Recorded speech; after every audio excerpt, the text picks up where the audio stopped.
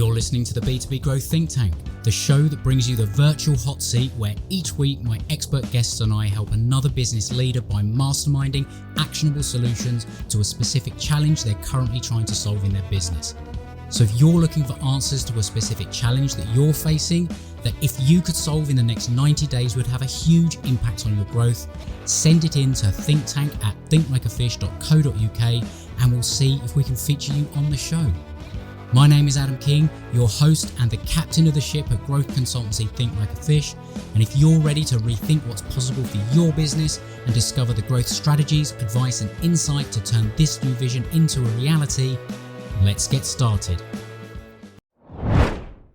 Hey, Adam here, and thanks very much for tuning in. And as you are, I'm going to make the assumption that you are responsible for generating revenue for an established B2B professional service business, and you're looking to grow your revenue. So what I've got for you, you're going to absolutely love, because I've recently released my new revenue multiplier calculator and bonus training, where using this tool and following the training, you'll discover how to uncover the hidden revenue opportunities in your business and be able to systemize your growth using 7 revenue multipliers that can double your business in 12 months or less. So if you want to go and grab your copy, go to thinklikeafish.co.uk/calculator.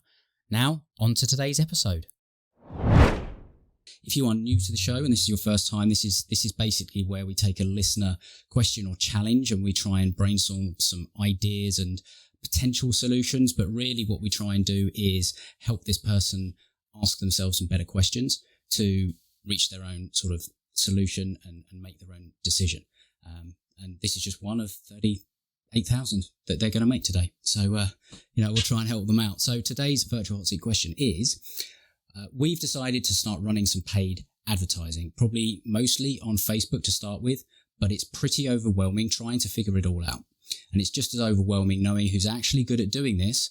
And I don't know if I should have a staff member learn this and pay for their training or pay an agency. What would you advise? Now, I'm going to guess you've got an opinion on this. Yeah, I'm gonna break this down. Actually, let's just do it as a kind of problem solving exercise, if that's cool with you. Absolutely. Right. So my first, I've got 2 anchors at the start and end of this. Right. So the first thing to bear in mind is just because you can doesn't mean you should. Right. And I've seen. I don't know the size of the business that we're dealing with, but I've seen a lot of SMEs literally just follow what they perceive everybody else does. And then you end up in a scenario that you mentioned earlier where the agency looked like they'd be good on paper, but they couldn't do it. And then they blame the creative or they blame the data and things like that as well, right? So my first question would be, which channel should you be working on, right? And we'll come back to Facebook, but are you just going after Facebook because it's perception? Because you use Facebook a lot? Because somebody else said that they used Facebook? But that would be my first thing, is why Facebook? Yeah. And if we look at that in a broader perspective, is that the number one golden thing that you can do, particularly B2B, is to harvest emails that have been obviously given to you GDPR-wise, right? And there are a number of tools that allow you to do that. The joy of an email is that once you've got it, as long as you're communicating relevance and you understand context, is that you can move people along the funnel and communicate with them forevermore, right? So why would you spend money on Facebook ads when email is still very, very, very powerful to do Absolutely. That, right? I think that, to sort of build on that is, often this is the first the first question I sort of go back and ask people is like, as you say, why Facebook? Why paid ads? Is this part of your strategy? And therefore you're asking this question because you've done that work on the strategy. You have done all the identification of where your client is, where they congregate, how they respond, all that kind of stuff. Or, as you've said, is this because somebody has said you need to do this, or you have been victim of one of those, shouty experts on Facebook that is basically telling you the only way to grow your business is by using Facebook ads. Yeah, absolutely. So let's assume that Facebook or digital ads is the solution they want to go down, right? So then what we're going to do is look at the quality of what goes into it. So here's some key things to think about and for us to discuss, right? So I mentioned that we've got 300 plus algorithms in the software, right? And we've got a model of decision making. That decision-making model has 296 components about every complex science, psychology, blah, blah, blah you can imagine. However, number one in that model is still the go-to thing for me for pretty much everything I do. And it's one question: what problem do you solve? Right? And really simple. If you're a clothing brand, you don't just keep people warm, right? It's like, where do you sit in the echelon of that? If you're a food business, it's not just keeping bellies full, right? If you're a software business, it's not just about the fact that you've got a timekeeping HR software, right? It's like, literally, what problem do you solve for people? Cool. A lot of people don't really ask themselves that question, and it's and it's the surface level question. It's kind of like, I keep people warm. I put food in their belly, or if you go out on a night out in Newcastle, you'll realise that not all clothes keep you warm, and spend a bit of time watching TV and stuff, and you realise that food doesn't necessarily just fill your belly. It causes obesity. So it's kind of like, why are you doing that? Like, what is it? Right.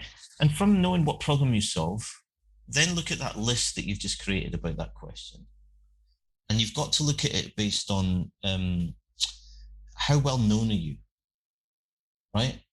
Because how well known you are denotes trust, right? So unless you're doing like we did some stuff with there's a business called Pop Sockets, right? Where you can stick stuff on your laptop or on your wall, and then you put your laptop on it, right? So they're a disruptive thing. It's a relatively cost-effective product, blah, blah, blah, right? So that means that you can tempt people and they'll buy it, and it's kind of like your quick buy, QVC, PayPal checkout, right? But for most businesses, if you're not well known and people therefore don't trust you, and your product doesn't fit in that impulse area, then you're going to have to work incredibly hard and have a big budget. So things are possible, but the amount of impressions that you need to get a reaction, you've got to be conscious of how difficult that's actually going to be. So that's that part about it. Then you've got before you go on, I think just again something to sort of build on that is I think the platforms like Facebook and all that kind of thing, like they favour product sales like e-commerce and all that kind of thing from an advertising perspective, because of it being a lot of the sort of impulse buy type thing. It's something that people can go through, and then they can show that there is attribution to the ad and all the rest of it. But from a B2B perspective, as you said, like if your strategy is that you want to use Facebook ads to gather email addresses to then nurture, then maybe it is the right thing to do. But have you got everything else in place that happens afterwards? Because the attribution on a long, complex sale is not necessarily going to go down to your Facebook ads. Right. And that takes us into who for? Who are you actually serving? And this is really important. And you answered the majority of it already, actually, where your mind was going, which was cool, is that the way to think about Facebook and any social platform is what is going on in the brain when somebody uses it. Nobody's thinking about work or wants to think about work when they're on Facebook.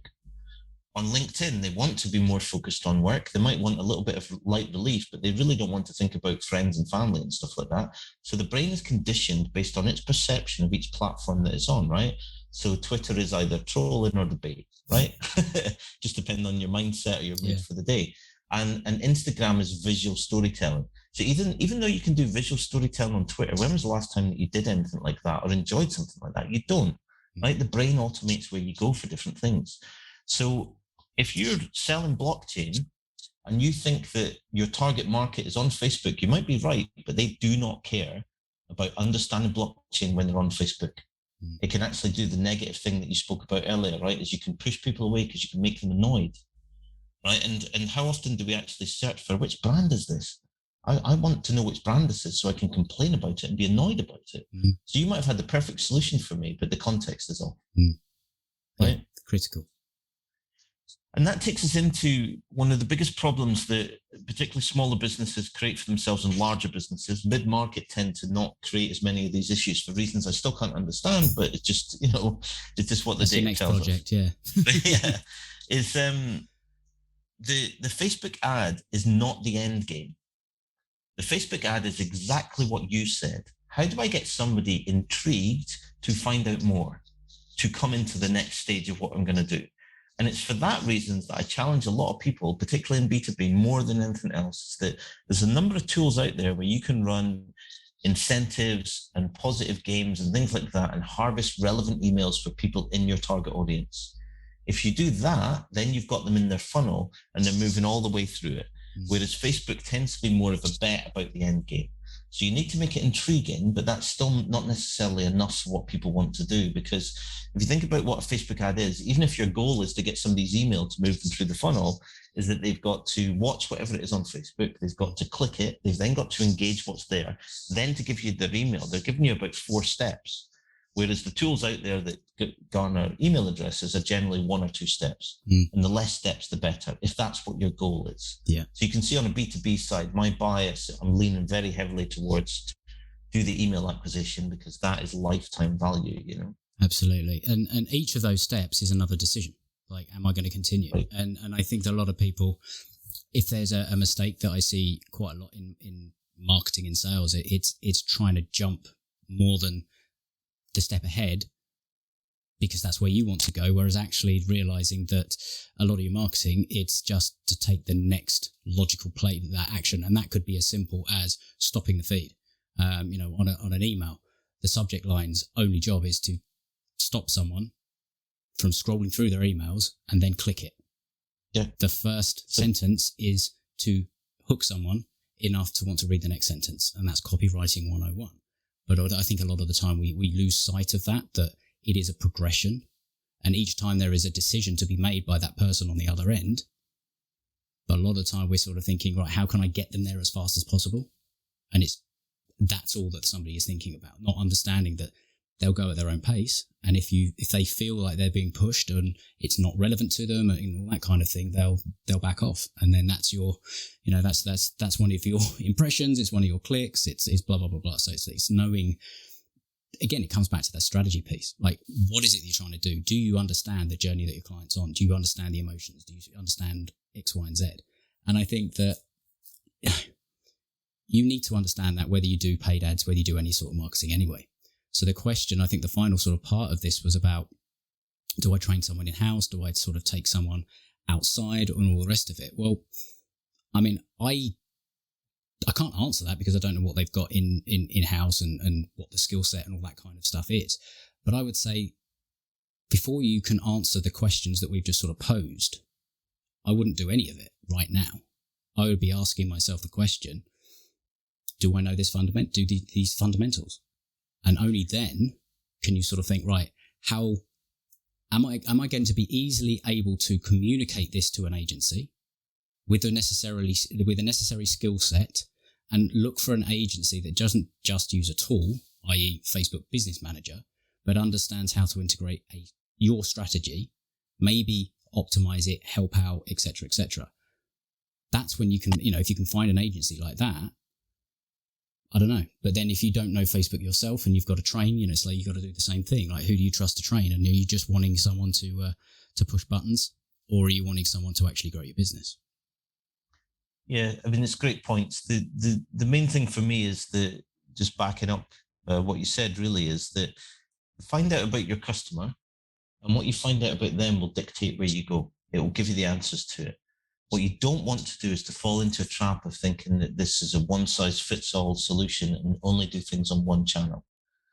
And my final thing, just to add to the end of it, is another rule, and I call it the Dr. Pepper rule, because they used to have a tagline of what's the worst that can happen, right? And that's where you need to break yourself, because the thing that you spoke about is massively what kills business opportunity.